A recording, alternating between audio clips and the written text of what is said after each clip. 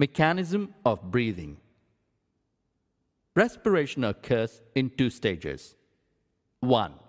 Inspiration, during which atmospheric air is drawn in. And 2.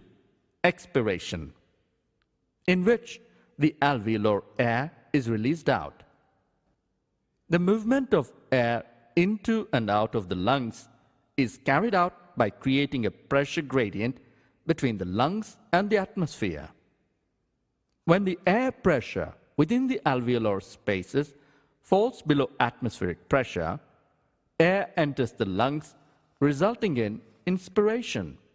That is, there is a negative pressure in the lungs with respect to atmospheric pressure, provided the larynx is open. Similarly, expiration takes place when the air pressure within the alveoli exceeds atmospheric pressure. Air is blown from the lungs. The flow of air is rapid or slow in proportion to the magnitude of the pressure difference because atmospheric pressure remains relatively constant.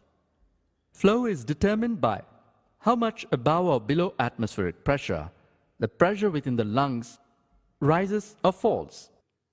Alveolar fluctuations are caused by expansion and contraction of lungs resulting from tensing and relaxing of the muscles. Inspiration is initiated by the contraction of diaphragm, which increases the volume of thoracic chamber. In the antero-posterior axis, in the contraction of external intercostals, muscles lifts up the ribs and sternum, causing an increase in the volume of thoracic chamber in the dorsoventral axis. The overall increase in the thoracic volume causes a similar increase in pulmonary volume.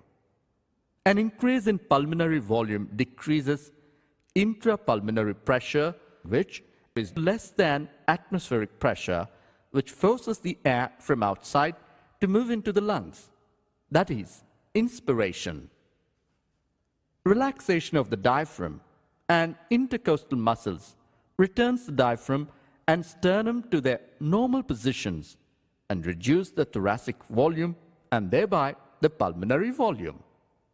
This leads to an increase in intrapulmonary pressure to slightly above the atmospheric pressure, causing the expulsion of air from the lungs.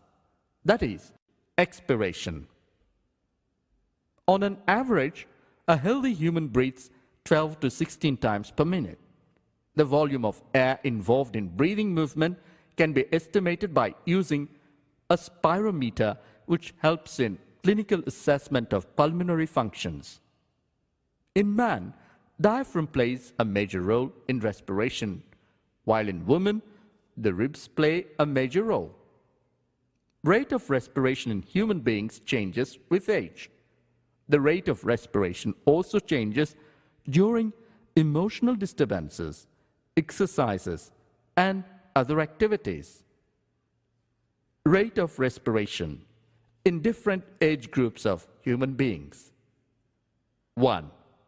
Newborn child, 32 times per minute. 2.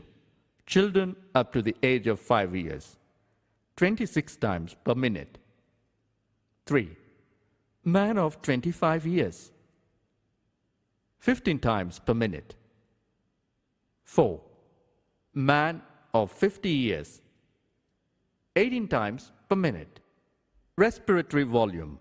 Respiratory volume is an important aspect of pulmonary function testing because they can provide information about the physical conditions of the lung as well as disease state.